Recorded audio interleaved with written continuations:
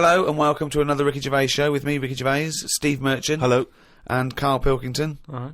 The 9th in a series of 12 podcasts we're doing for free. Absolutely free of charge. We're getting, we've already done over sort of 2.5 million downloads. We'll probably do 4 million downloads by the end of the series.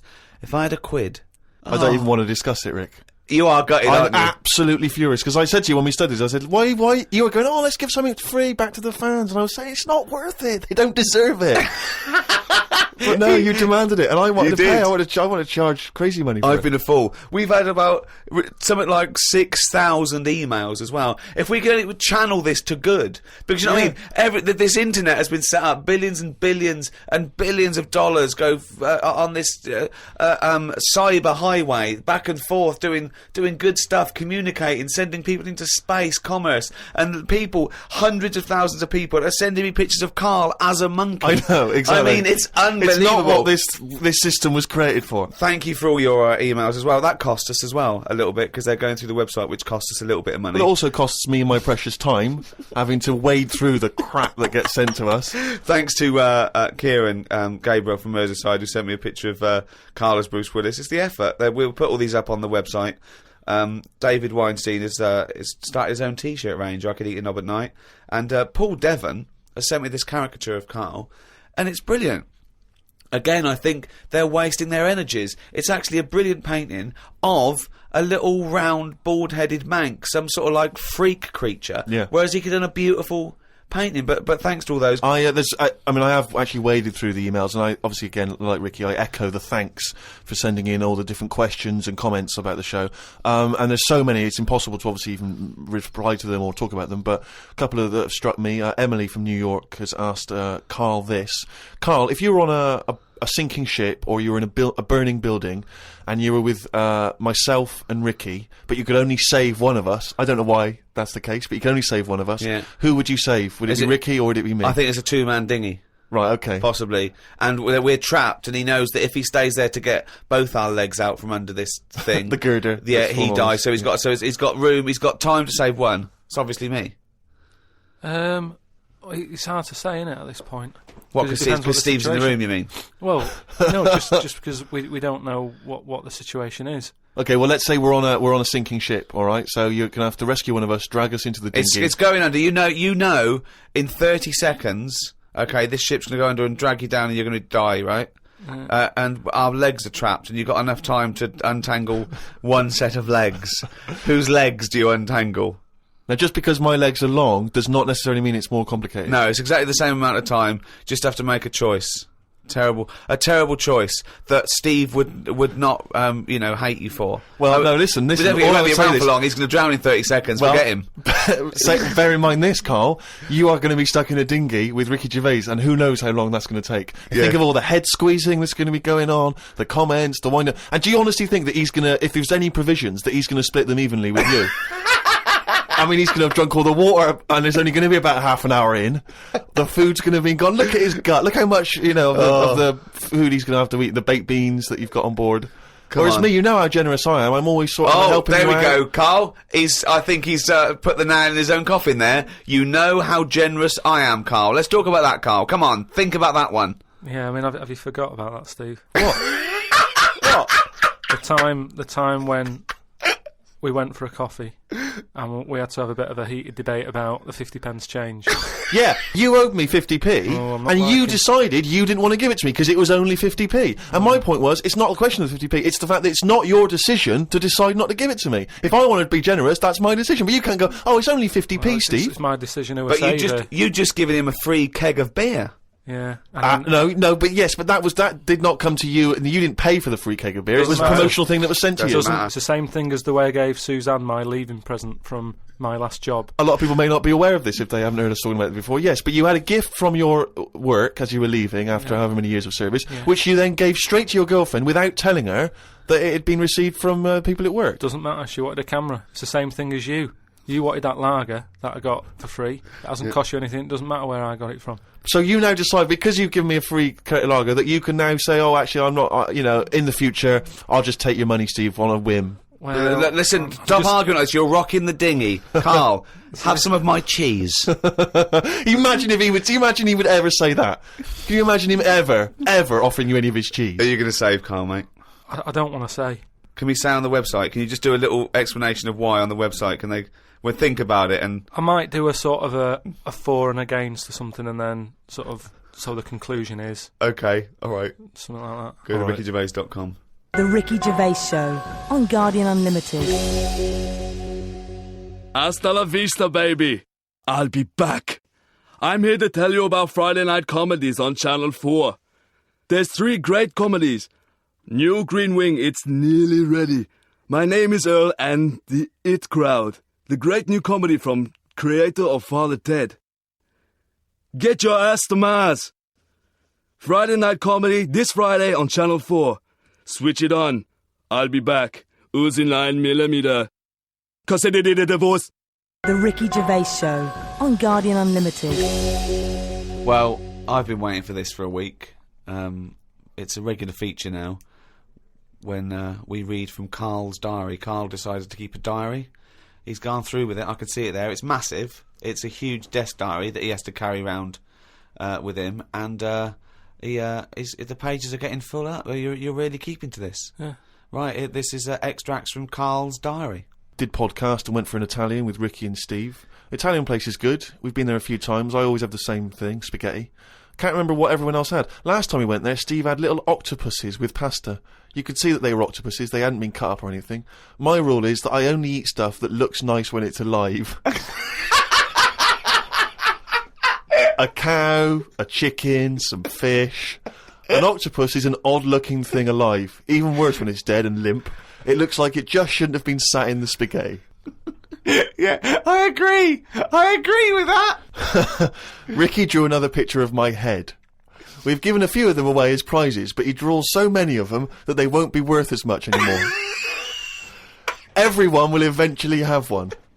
Like those pictures of a boy crying that caused houses to burn down in the 1980s. What does that mean? What are you talking about? Don't you remember I mean, if you're listening in America, they might not have made it over there. Is it the sort of like the sugary ones with kids? Like, is it Techikov or something? It's just some kid. My auntie Nora had one, and it was just like a kid with like a blue jumper on, and it's like a painting, not a photo. Yeah, exactly. Yeah, And he's just crying. like a chocolate box. It's really awful, sort of sugary. And what happened is they found out that a load of houses were being set on fire or burst into flames, whatever. And the weird thing was, Oh, it's bollocks. every house that burnt down had that photo. Yeah, because every house had that picture in the fucking 70s and 80s. Idiot. It's like, we're linking it to sinks. Every house that's ever burnt down had a sink. You're talking shit again. Carry on. Wednesday. Saw a homeless bloke. I'm surprised that no companies have thought about sponsoring the homeless. Something like a clothing company. Give them some clothes that have an advert on the back. Everyone's a winner. Good idea. Not bad, is it? Got on the tube to Camden. Read in a free newspaper that hedgehogs could be gone by 2025. I think I've seen more dead hedgehogs than alive ones anyway, so I don't think I'll miss them. Went round to Ricky's house and had a game of pool. It should have been nice and relaxing, but Jane gave me some cake, and Ricky said I can't play pool if my hands are all sticky from cake. It was the sugar. And it wasn't that either. After he'd finished it, they weren't just sticky. He was licking his fingers, sucking his fingers off, and then was going to pick up pool cues and touch things. And I was thinking, go and wash your hands after licking your hands. You're not a cat. This turned into an argument when I said I didn't want to wash my hands. Why didn't he? He goes for a piss all the time without washing his hands, and then squeezes my head. I know I'd prefer to have lemon cake crumbs on my head than knob juice. Was going to do a crossword, but I'm tired and have learnt enough today. What have you learned? Well, the stuff about hedgehogs and that.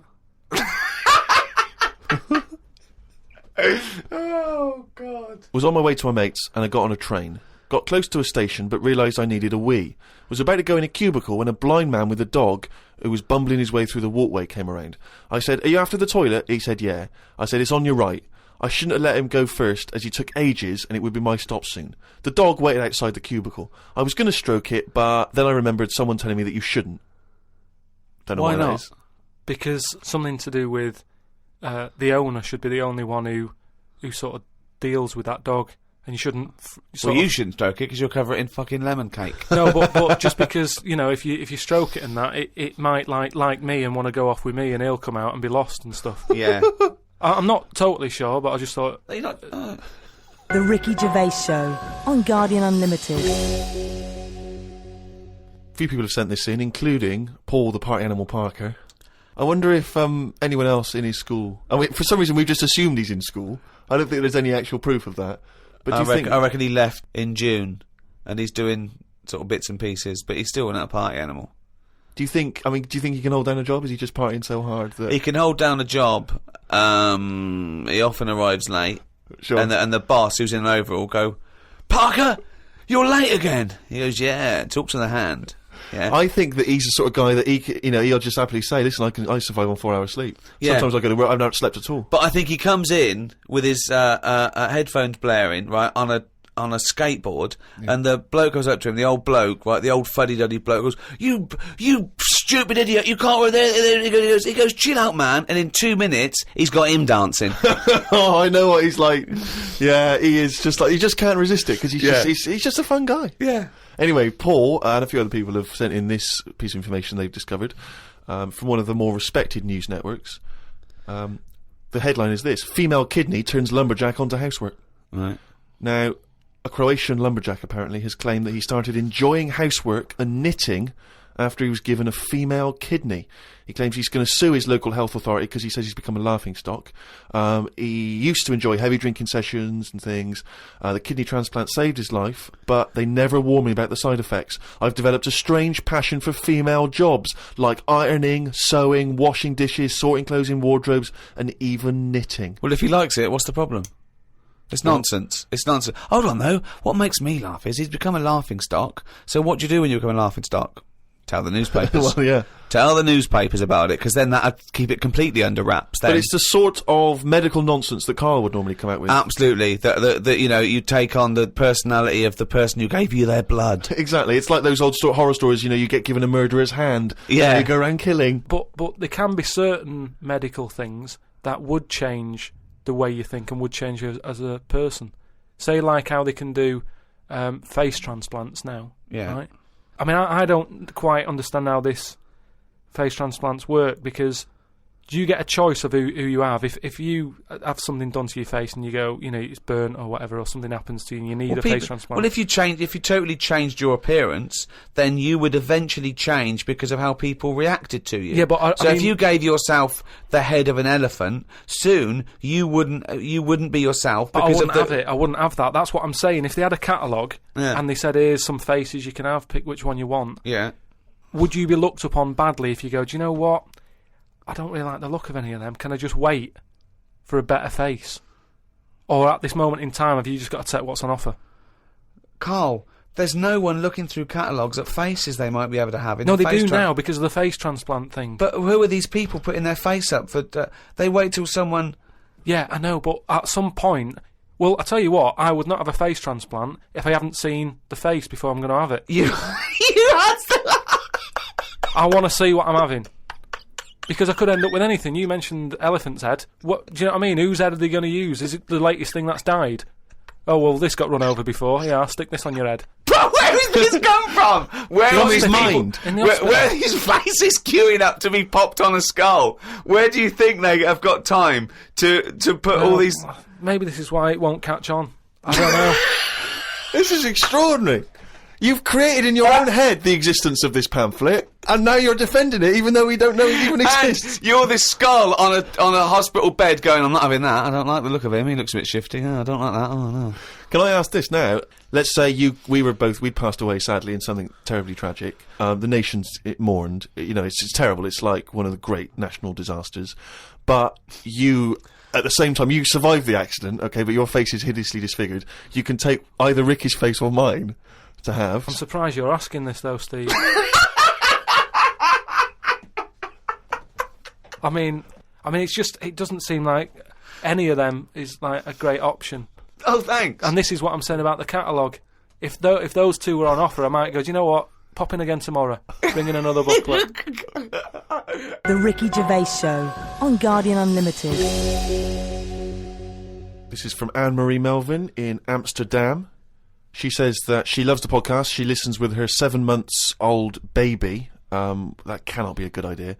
And she says this to you, Karl. If you had children, what is the most important lesson you'd want to teach them? I mean, in a way, if you sort of look after a kid too much, it doesn't learn that much. But if you let it learn by its mistakes, it'll probably grow up all right. But there are some mistakes you can't afford it to make to learn from. Yeah, driving a car the wrong way down a motorway. Testing if the fire really is hot. No, but say like the time... Does broken glass really taste horrible? These are lessons you don't want it to learn from mistakes. Yeah, you can tell them that. Yeah, but what I mean is, there's certain things that I just think there was a kid who grew up in our avenue, right, on the estate, who, when it was born, right, we kind of thought it's got no chance, this kid, because its man was a bit of a rumman. You know, a rumman? Where's that? No, just like, you know, she like going out and having a fag and like having a drink, and she's never at home. It's the one who had the horse in the house. Sure. Right? Which I don't want to go over. Sure, it's old news. It's out there, isn't it, if you want to find out about the horse in the house. But she had a kid, and everyone was pretty surprised when they saw it, because it was a good-looking kid. Right? Which was a surprise, because, like, you know, the man wasn't that good-looking, the dad was a bit rough. But it came out, and she was showing it around the avenue, going, look at this I've had. And she was chuffed with it, because it's probably like one of the newest things she's ever had, because everything else was always sort of second hand and what have you. But suddenly she's got this brand new little baby, right? Anyway, as it grew up, right, those looks went. Right. And I'm not talking getting old, I'm talking by the age of about 3. It looked rough already, right? And all that just happened because that's the life it was in, right? Yeah. So like it had like a patchy head. Its hair. It had a patchy head. A patchy head. It's just sort of. It wasn't a North American Indian. What do you mean, a patchy head? Just his hair was patchy. He used to chase sort of cars and stuff. Chase cars? Sorry. What do you mean? That's what he did for his. Sorry, did she let it get raised by wolves? No. but all I'm saying is that at the end of the day, what is it that makes a person? Do you know what I mean? Now, I don't know what state he's in now, but maybe he learnt all his mistakes by the age of 4. I'm guessing he's not chasing cars now, but at least he's done it. I'm guessing he is. Yeah. Do you know what I mean? At least he can go, yeah, I've been there, done that, and you don't go back to it, and you can get away with doing dafter things when you're a kid, can't you? I nearly killed a man once, right? Okay, right. That time when I was in Wales, and I was having a walk with my dad on the cliffs and that, I just picked up a big rock, right? Chucked it off the edge, and as I chucked it off the edge, I noticed a fella was walking down below. Jeez. And I missed his head by, like, inches. Now, I've never chucked a rock off a bridge or, like, off a cliff or anything. And it only took one man to almost lose his life for you to learn that lesson. Yeah, but that's how you learn your lessons, isn't it? See, a lot of people would have said that maybe your dad should have said, "Hey, Karl, what are you doing?" No, but he didn't know I was doing it. I didn't say I'm going to chuck this off here. I just picked it up and chucked it. And, like, as I let go of it, I noticed a fella was down there. You live and you learn. That's a little mantra. Right. You live and you learn. So the woman who's had the kid, sort of look after it, feed it, make sure it's got shoes and that, but let it roam about. That's great. There's the advice for you, Anne-Marie. I love that. Good luck. Just let your 7-month-old baby roam about.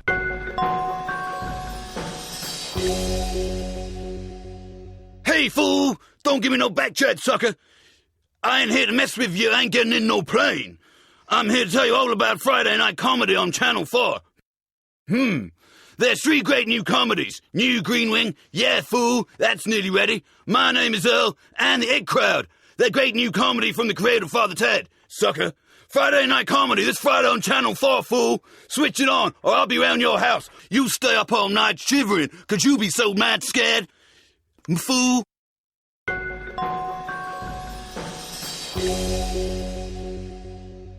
Karl, a lot of people are absolutely fascinated to find out how you met Suzanne, your girlfriend of how long? Ages. Yeah. And they can't comprehend how, well, I suppose that there's any woman out there. Well, there's someone for everyone, isn't there? Yeah. That's always my thing. And it's reassuring, I think. You know, we chatted about the face transplants and that. You know, there's a face for everyone. Philosophy, isn't it? Yeah. I mean, it's really unbelievable. No, there is someone for everyone, no matter what condition you're in or whatever. Yeah. Because I read on the email, someone emailed in an old Chinese proverb. Is it old, though? You know, the Chinese proverbs don't age well. It's something about... everyone, everything, no matter what it is, has got one talent. Right? And that's the same way in a relationship, isn't it? That everyone, you know, there's always someone out there and that. I like the Chinese... There's another Chinese proverb that I learned on an email. Go on. He who cuts the wood up warms himself twice. Yeah, that's good. That's good. Yeah. And then someone sent in that one about too many Chinese cooks spoil the broth. What? Well, why is... Well, that's... I don't know who slipped the word Chinese in there, but I heard it as too many cooks. Well, it was just all sort of Chinese proverbs and that. One of my favourite on the same subject is a camel is a horse designed by committee. What do you mean?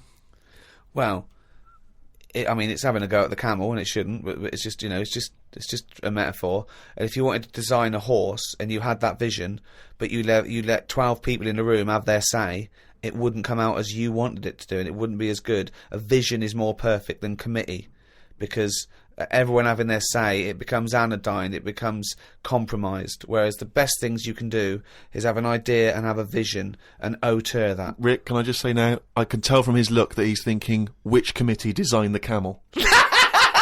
Well, I'd say, why would you request the ump bit? Because that's just going to get in the way, isn't it?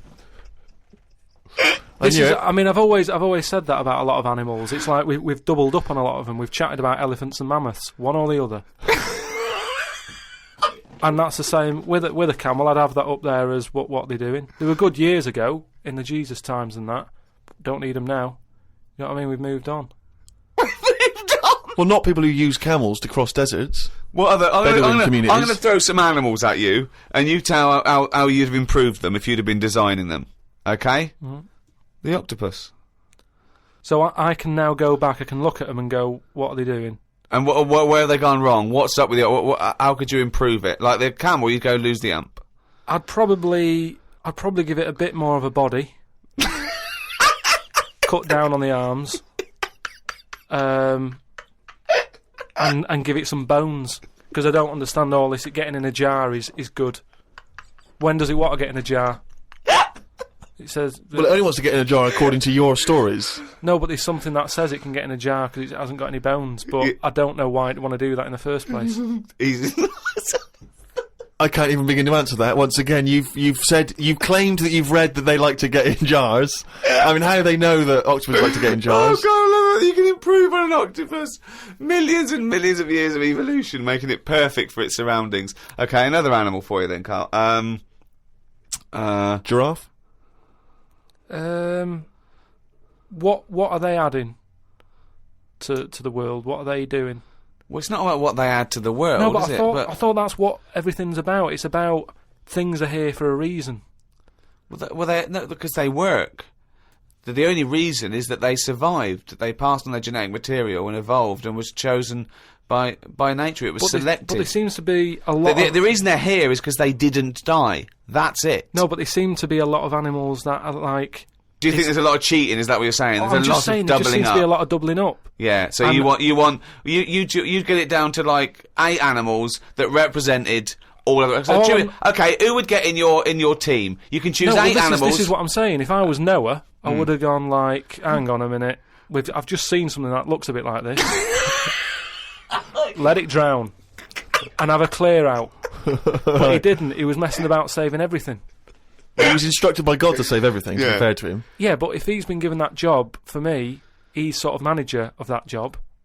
So you believe Noah as well? You believe Noah happened as well, and he built a boat big enough to catch 2 of every species. You actually believe that as fact, do you? Well, it's out there in book form. Brilliant. All right. We haven't answered the question that we started with. How did you meet Suzanne? Does that work? Thanks.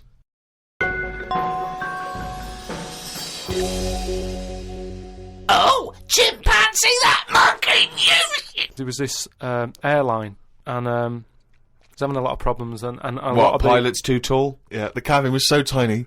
Only bananas were allowed in the cockpit for fuel. Anyway, there was a lot of strikes going on, right? Sure. Because I don't know what it was about. It was over money or whatever. Yes. And Well, get something that doesn't need money. yeah, but Well, But what else could you pay something in, well, Rick? peanuts. everyone would- So- okay, peanuts or fruit, yeah. so anyway, the boss of the airline, he had like one pilot who he could trust, right? And that was his son. Right. But the problem is with a lot of these planes, you need two pilots. Of course you do. And he's like, if only I had two sons, but he didn't. There's no point harping on about it. Right? Sure.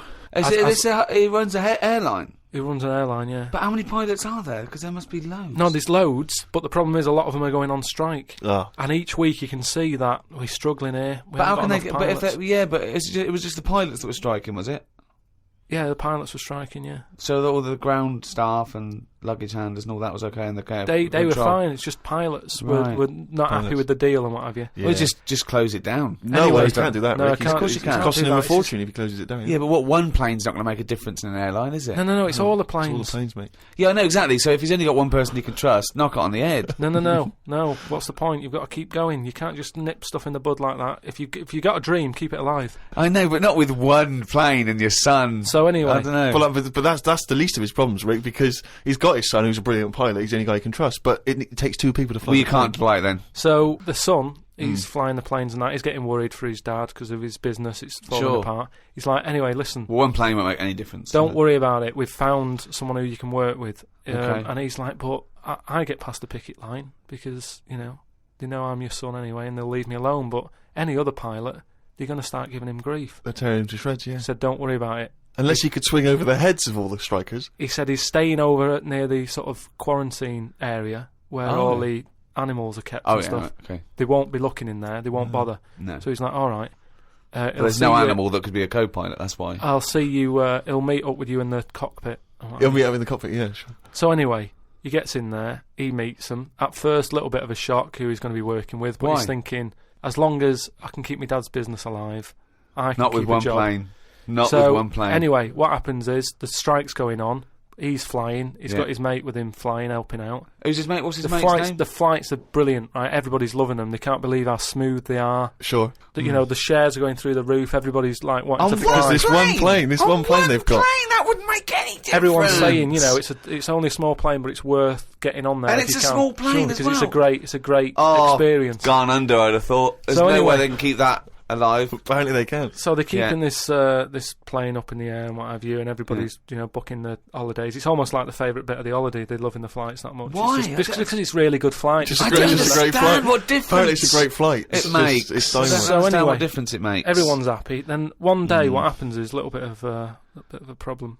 Oh dear. You're not going to tell us that sort of co-pilot Coco he's not able to make it to work, is he? Well, what happened is one woman who was on the plane got a bit peckish, Right.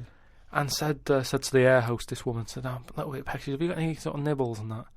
She went, "No, I've got a sandwich." She said, "I don't really want a sandwich. You want something, like the usual stuff that planes give out, just like a bag of nuts or something." bag of Well, nuts, are they not giving those out yet? So no, they don't give it for some reason. She was like, "Look, we've stopped giving out the nuts. We can get you a That's sandwich." strange, And the woman's yeah. like, "I don't want a sandwich. I just want some nuts." Do Yeah, you know what I mean? yeah, A sandwich is quite a big meal and what have you. I just want some nibbles, want some nuts. Well, that's not available. So I Done. End of story. Can't get your nuts. She said, "Well, why aren't there any nuts?" She said, "Well, the airlines had problems and stuff, and maybe that was one of the cutbacks. We've never took the nuts back on." Yeah, sure.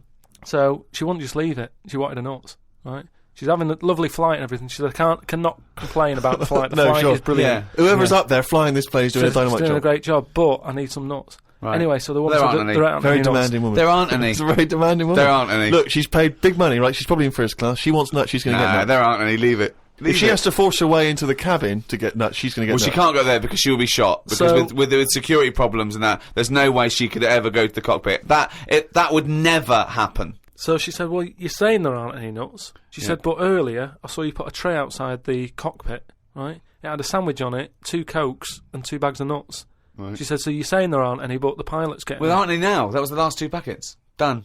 No. So Let's go home. So she's going, you can't have any. We know, She goes- we understand now there's a dispute over So nuts. she said, well, I'll go and have a word with the pilot myself because you only put them out there a few minutes ago. He can't have eaten them can't. yet. I want You- some. you I'm cannot going go- over. no. I know this is it. Yeah. She was saying you cannot go over. She's going, No. listen, Yeah. I'm going to go over because No, I feel no, like you I'm being can't. lied to. No, you can't. So she goes, starts, No, there's and no the way. pilot can Well, they hear all can't get this in anyway. chat about the nuts and what have you, and he's thinking, what's going on out there? Yeah. He opens the door. Right? Yeah. She gets a glance in. Little monkey sat there with headphones. Fucking bollocks.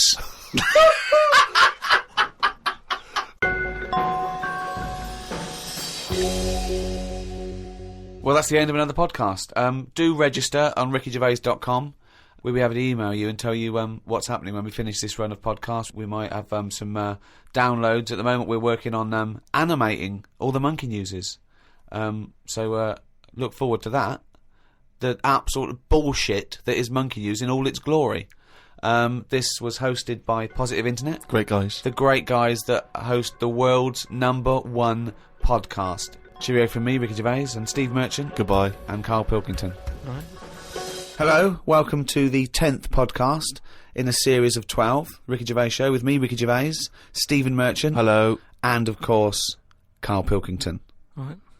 Now, thanks for all your emails. We've really started a community here, I think. Yes. We're all brought together by one aim. The fascination of the brain of Karl Pilkington, basically. Yes, absolutely. I There's mean, thousands of people who are equally as obsessed as we are with it. I really don't know why it's called the Ricky Gervais Show anymore. I mean, I was cynical at the beginning, but it's farcical.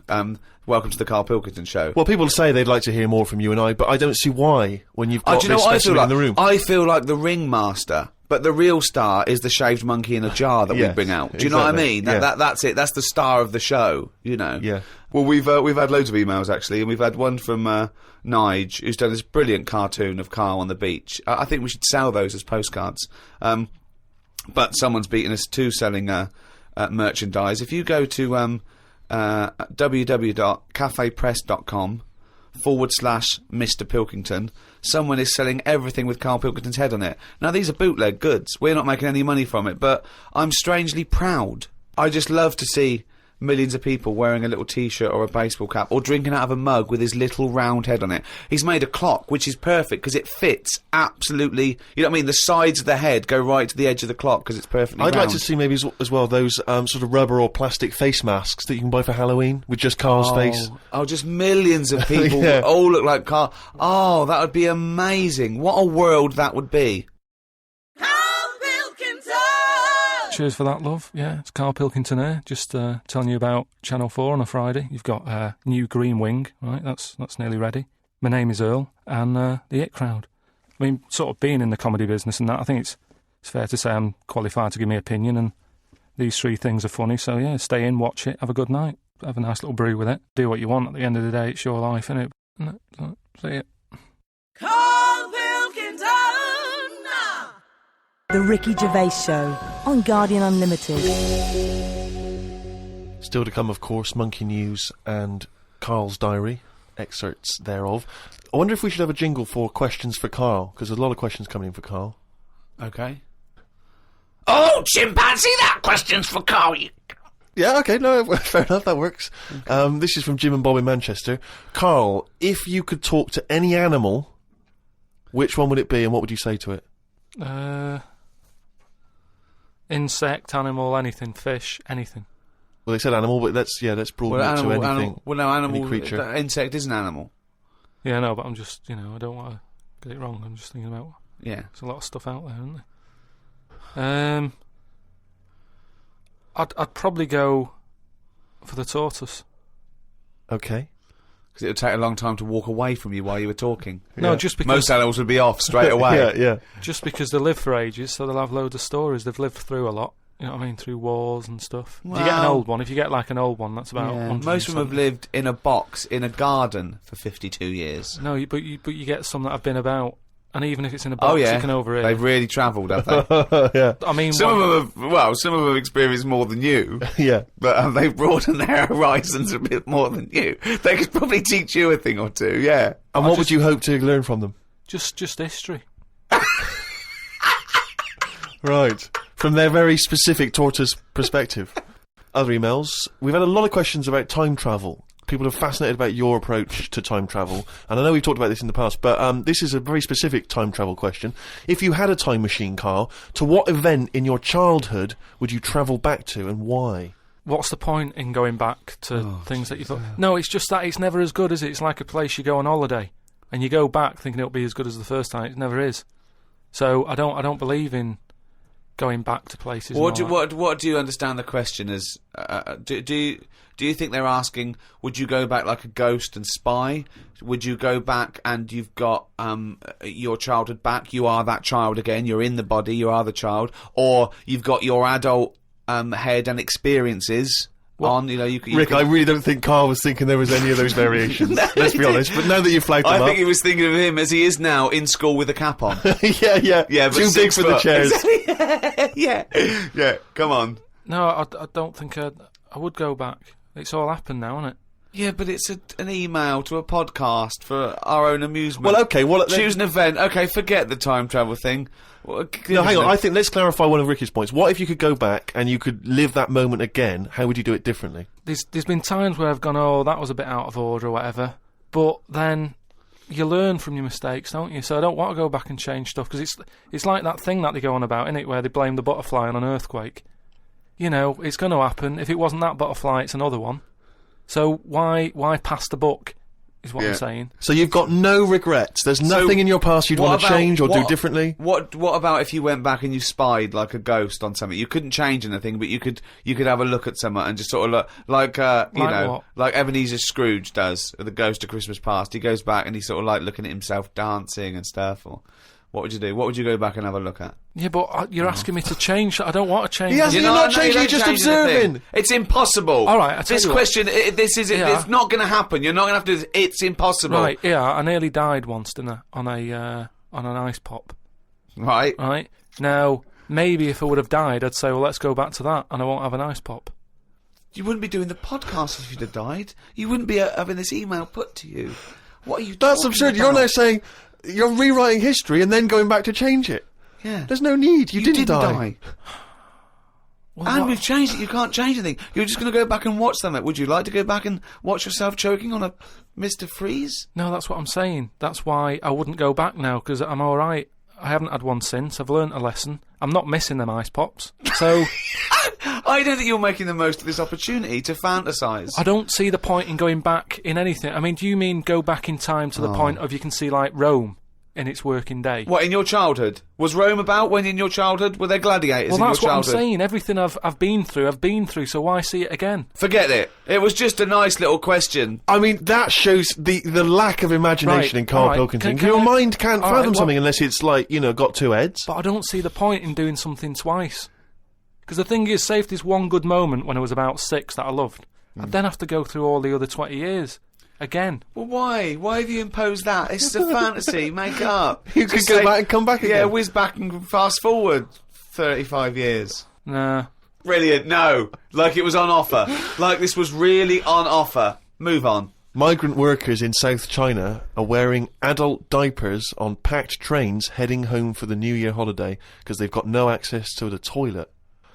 Many supermarkets in this particular part of China have reported a 50% increase in sales of adult nappies for the train trips.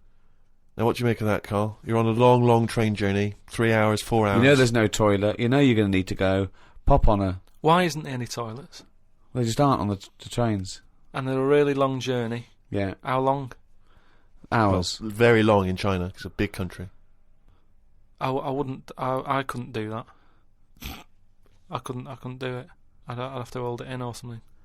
Just like, I mean, when I was a young kid, I don't know how young you are when you wear a nappy and that, but I remember that I didn't like it, doing it in a pair of pants, like that, a pair of nappies and that. And I used to have to, even when I was too small to sort of get up on the toilet and that, because you'd fall in, my mum knew that I didn't like nappies and that. I used to just go in the corner, just near the kitchen, in this thing that... Like a litter tray. That cat's having that. I mean, it wasn't like that, but that's the same sort of idea. And I'd go there, and I'd do my thing, and my mum used to say, "Oh, he's going there. Don't look at him," and that, because it put me off. You know, like cats don't like being watched when they do it.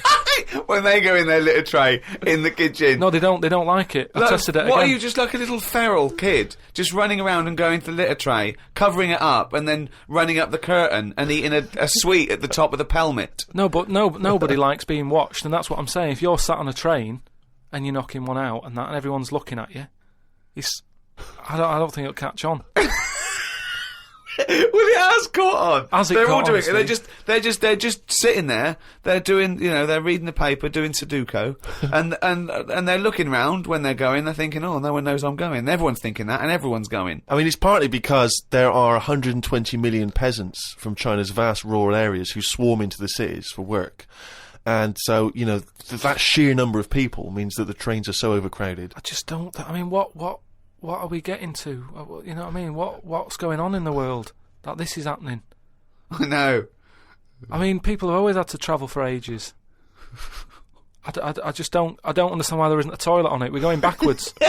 We're going backwards, aren't we? Why isn't there a toilet on it? Well, maybe there is, but maybe people are thinking the queue is going to take forever. If you've got 125 million people Yeah, going but not back. everybody wants to go at once. I mean, I know Chinese and all that are like at the forefront of everything that goes on in the world, inventing stuff first, but this isn't one of the best that they've come up with. What have they invented then, the Chinese? Just Loads of stuff, haven't they? Yeah, well, no, Loads I of stuff. was going to ask you. You seem quite educated on the subject. What? They did them cat mop things that I told you about. Brilliant. mean, This was where you put mops on the feet of cats, was that right? Yeah. And they Brilliant. wander about the house, clean up and that, wash the floor for you whilst they're pottering about. They've done like hats with umbrellas on them. They've done. I mean, they're known for like coming up with stuff first. Yeah, I mean, my first thought was gunpowder, but yeah, cats with mops is good as well. Just a final mention of one of the emails that came through from Phil Hobby in Falmouth in USA. He says, "Hello chaps, just wanted to let you know that I was at a party on Friday and I bought 2 remixes of I Could Eat a Knob at Night on a CD. Let me tell you, I played them at the party. They were a huge success. They were a smash. By the end of the night, the party was hip to the words I Could Eat a Knob at Night. Half of them were even singing along. So big thanks to you, Ricky, Stephen, Karl. Now, what would be ideal, of course, I suppose, is one of the big superstar DJs, if they could drop that into their set. You know, a Carl Cox, a Fatboy Slim. Tong. Pete Tong, yeah. Boy Tong. He got power, and I'd love to hear him drop it. Maybe Yeah. even, and I suppose Westwood wouldn't be able to put that in. I know he's more of a hip hop guy, but yeah. So I mean, if you at any point ever hear I Could Eat a Knob at Night, the remix at any kind of club event, let us know. We'd love to hear about it. Yeah. The Ricky Gervais Show on Guardian Unlimited. Well, now to one of our most popular features. I mean, this could even rival Monkey News one day. It is Monkey News. It's it's news from the point of view of a monkey, a shaved monkey. It's Karl Pilkington's diary. Oh, he's written it down, yeah. Was that the jingle, or were you just just sort annoyed of, about sort something? Okay. Went and did the podcast. We had a meeting after. I don't like meetings as I can't keep focused on what people are talking about. I think Ricky has the same problem as after 25 minutes he was trying to wrestle me. I tried to do what spiders do and stayed still as if I was dead. But Ricky just stayed on top of me, not moving. A bit like when you see one of them big snakes swallowing a sheep. Ricky got bored and released me. I went home thinking, why had I left my old job for this? A homeless man asked me for some money, but I didn't feel like I should treat him as I felt that he'd probably had a better day than me. Oh, God. Suzanne called me to say she'd gone for a haircut and that she'd meet me in the supermarket. I went to the supermarket, but she wasn't there. I called her and she said she was near the fruit aisle. I went to the fruit aisle and she wasn't there. Turns out she was in a different supermarket on the other side of town. And that if I'd listened to her properly, I'd have known that. I didn't want to say that Well, you just went to the first supermarket you thought of, as opposed to listening to what supermarket. I'm in the supermarket. All right, bye. I didn't want to say that I hadn't heard her properly because my ears were ringing a bit from the wrestling from earlier. 25 minutes later, I met up with Suzanne. Her haircut wasn't that bad. Normally her haircuts are followed by an argument between us as she pays over the odds for some daft haircut that's the latest style. Brilliant. I wish she'd take a picture out of a magazine or ask for a style rather than letting the hairdresser do what she wants. I said I only tell her to do this as she's got a square head and a close-cut hairdo makes it look squarer. She said, what do you think of this cut? I said it looked alright, as I couldn't be bothered arguing about it. It's weird writing a diary. I don't know who thought of doing one of these first. The last time I did one was at school. They used to get you to do it so they could keep an eye on whatever you were up to. My diary used to say the same thing every night. Got home, went to the shop to get potatoes, bread, milk. Went home, watched telly, went to bed. I think I might have gone to Twiggy's Dance Club just so I had something different to write. You've not told us about Twiggy's Dance Club. It's just, you know, I sort of, when I was a kid, I sort of gave everything a bit of a go. I did boxing and that, didn't I? Gave that a go. For about 45 minutes. And, yeah, a mate sort of said, oh, you know, you're into your dancing, your robotics and that. You're doing your body popping, right? Body popping and that. He said, you ought to come to Twiggy's. And I went there, but I didn't go in, it was shut. They were just having, like, loads of toilet rolls delivered. I think, like, they were, like, using it as a storage place for toilet rolls and that. So I said, oh, I've come to have a dance. And like, oh, not tonight. Come back tomorrow. I never went back. Brilliant. What a waste of an anecdote. Right. Brilliant. Just to recap, you're convinced then that the teachers are asking you to keep diaries so they can keep tabs on you. And then to continue the diary, as there were more problems happening on the estate, they started to add Saturday and Sundays to the school diary to keep an eye on what we were doing at the weekend. I struggled to fill it on a Sunday, as the shop I got potatoes and bread from was shut on a Sunday. I had to go over to Shepherd's Bush to meet someone. I got the tube. There was a badly burnt man on the tube. It's amazing how the body can continue through quite a lot of bad stuff. It got me thinking about how much stuff you could remove in your body, one by one, without dying. If it was a competition, the cockroach would win, as it can live for a week without a head. I just mean, like, say if, you know, they're running out of ideas for TV programmes and that, right? They get someone who isn't well. They go, look, do you mind if we make a programme on you? And what they do, they sit them in the bed, and they go, right, what we're going to do now is take out the heart, but replace it with a pacemaker. Right, No. Sorry. People with pacemakers don't have their heart taken out and a pacemaker popped in. All right, then. Some sort of machine. What I'm getting to is... Have you been playing Operation? What I mean is the big finale would just be a head chatting with loads of wires going into it, and it's like, look what we can do with science. That's what the programme's called. It's the same every week. The volunteer is just a head with loads of wires coming out Look of it. what we can do with science. And he's going, goodbye. I feel ill. Got some post delivered to me today. It was... Oh, this is great. This makes it in the diary. Got some post delivered to me today. It was addressed to Mr. Dilkington.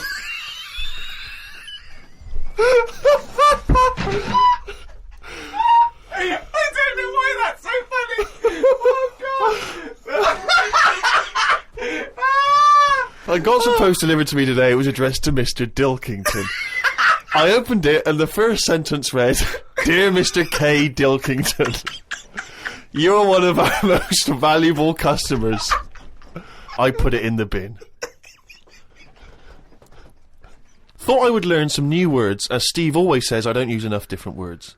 I read in the Fortean Times that the word whew means an ugly female ghost with drooping breasts. What do you mean? Is that how am I pronouncing that right? Who's using that word? Who is using that word? It was just W-E-W-E. Let's call it a woo. An ugly female ghost with drooping breasts. I think I'm right when I say there are too many words in the world. I don't think I will ever get round to using the word woo.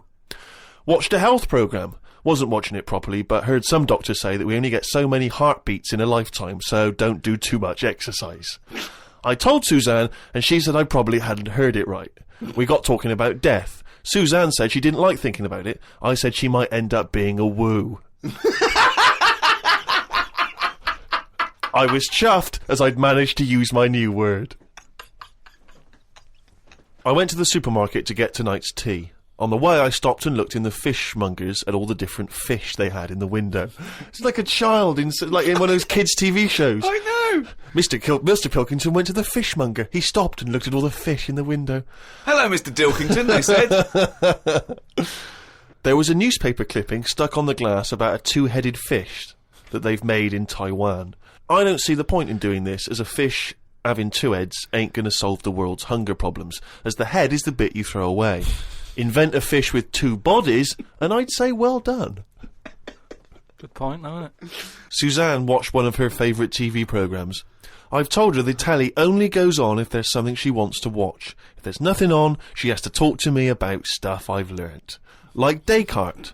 Watched a programme on him the other day. He is the one who said something like, I know I'm about 'cause I dream. Doesn't work for everything 'cause ants don't sleep.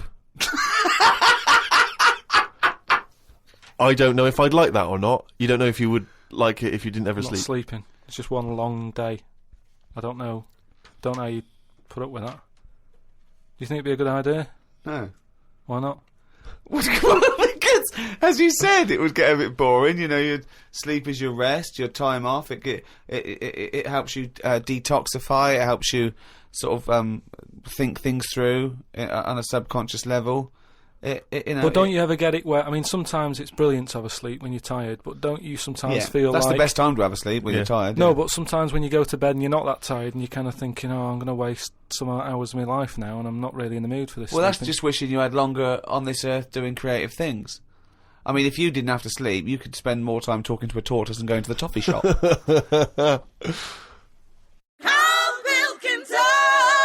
Alright, just doing a little advert for Friday Night Comedy on Channel 4. I mean, I don't know what you're doing. You might be going out and that, doing something nice, which, you know, if you are, then fair enough, go out. But I'm just saying, if you're staying in, you've got new Green Wing, right, that's nearly ready. Got My Name Is Earl, The It Crowd, all funny stuff and that. Don't know about you, but, you know, I'll be staying in watching it, just having a bag of crisps and stuff. So if you're staying in, put the telly on, do that. If you're going out, go out, have a nice night. See you later. Karl Pilkington!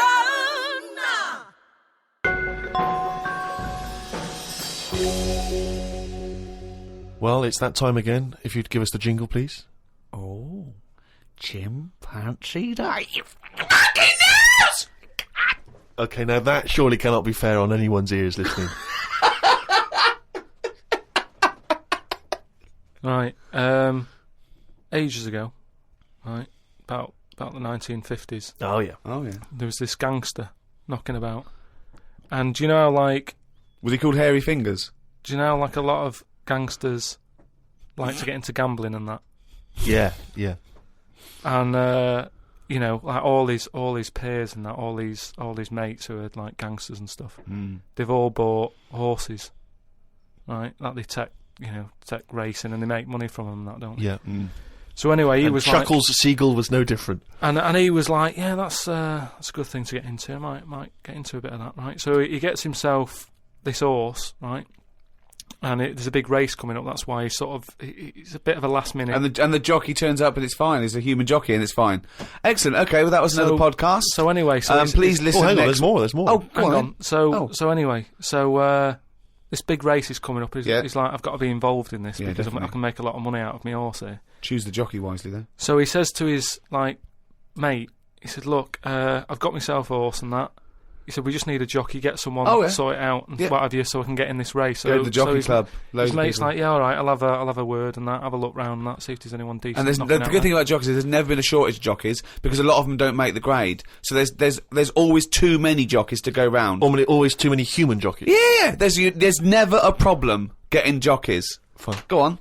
So anyway, he comes Was that back. true in the 50s as well? It's always been true. always been true. It's always just wanted to true. clarify There's no lack of jockeys. So- it's sort of close shot. People are trying to do it and they don't make the grade. So, But in the 50s, from your knowledge, there was not, like in 1951, a shortage of jockeys for just 1 year. absolutely never. I'd have known about Okay, that. fine, I'm quite yeah. keen. Right. Go on. So anyway, right. So his mate says, look, I'm having a problem getting a jockey. Seems odd because no, this Ricky's is just weird. been saying. No. He's just been saying there's not a problem. What do you mean? So, Just because the main problem was Go on. a lot of jockeys were aware of this gangster and were saying, I'm not getting involved with this guy. The chances are I won't get paid. You know, he's a gangster. It's not worth it. You would do it if it was a gangster asking you. You'd be scared of the consequences. So anyway, he's saying, look, don't be coming to me with problems and that, right? I've got the horse. I want it in the race. Sort it out. So they're like, oh, but boss. And he's like, don't give me any of that. Go and exactly. sort it out. They do what he says, so any jockey would do it. Go on. So anyway, so the day before, The big race, yeah. Left it to the last minute, okay, but Yeah. fine. and he says, have you got a jockey then? They're like, yeah, but... And he's going, don't worry about it. Have you got a jockey? Yeah, but... And he's like, well, look... He wants what- to say, sure. Yeah, So, they won't let him.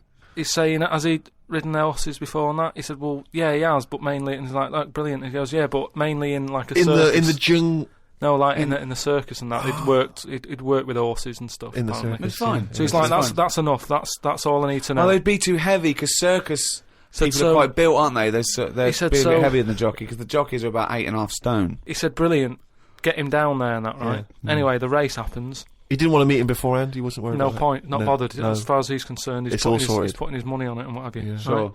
What happened is they were trying to make him put on the jockey outfit, Yeah. but for some reason it didn't fit that well. Sleeves And that- too it was- short, it was legs too long. It's that sort of problem. Okay. So they let him, like, wear his stuff that he wore in the circus and that, because it's comfortable with that. He's happy with it. Do you know what I mean? course, That's what he's yeah, happy let with. him- Anyway, race starts and what have you. This horse straight out of the trap and that, high speed, right? This jockey's got a really big grin on his face. He's loving it, right? Everyone's cheering, going, "Who is this? Who's this jockey?" Yeah. It's amazing. Never seen him before, and yet look at him.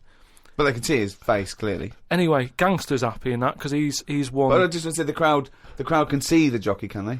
What? The crowd can. I mean, it's Yeah, but face he's not- so fast and what have you. It's a blur. It's all a blur. Rick. He's good at it. I mean, apparently he was Right. close to falling off, and people were like, he's gone, he's a goner. Right. He's got such a good reach that he managed to grab hold of Oh, the... Sure. good reach. Oh. And Right, well, they so- could tell he was smiling. They could tell he was smiling, but they couldn't see the detail of his face. Is that right? Just well, to clarify that. It was just blur and that. and Sure, just but saw they a could big tell he was tooth. smiling. Yeah, yeah. they knew he was happy. At the end of it, do you know, like, the winner sort of rides around the crowd bit, Yeah. doesn't he? Sort of, show off and what have you. Yeah, And all the women are there, and do you know, like, women are all dolled up at these events. sure. They've all got big hats on. Sometimes they got fruit on those hats. Yeah. Okay. Right. Yeah. Right. And one of the women, In one the of the 50s, women, particularly, Carmen Miranda was very popular. Yeah. one of the women had like you say, fruit and what have you on it, Yeah. a little banana. Right. Some kind of They're Cuban not real. woman. They're not real though. The hats. They're It's not real fruit, is it? No, of Yeah. course not. Never. So it- But I don't know Really who. I thought they wore those sort of kind of Cuban entertainment shows. I didn't realise they wore them at but events. even if it's like a big event, you might have a hat with fruit, and it's sort of joke, but it's fake fruit because it would Yeah. perish. Well, this jockey didn't understand that. He'd never seen false fruit. I don't understand. But why did the jockey suddenly? Why was he so desperate for fruit? I don't understand. So anyway, meanwhile, the gangster's collecting his 500 quid winnings. Yeah. Right? He's over the moon. Yeah. He kicks off because of this woman with the fruit. Yeah, I don't understand. I still don't understand don't why the understand. jockey would go. Everyone noticed. Jockey, little monkey fella. Oh, that makes sense. If he was a monkey, that would make sense. Yeah. What year was this? Because I want It was 1950s, and that's where the saying comes from about, like in Cockney slang, 500 quid is a monkey. He sort of put, he put a monkey on it, and it all goes back to the time when... So this happened in England. in this country, yeah, It in happened the in England. So 1950s. someone could well still be alive that So, we could easily yeah. contact. That Well, would that's it. confirm We that, always, 'cause they were at the there's no event. time length on this monkey news. If you've got any, if it's history, if it goes back, Or if it's years made ago, up, bullshit. just send it in. If it's to, bollocks, If you've got send any it in. bollocks If it's that absolute you wanna bollocks, send in. please send it in. That's this week's monkey news. RickyGervais.com.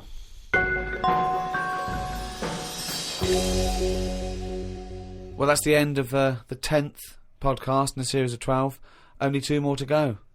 1 more hour of the drivel that is the thoughts of Chairman Pilkington, or Dilkington, as he should now be known. This podcast was brought to you by Positive Internet.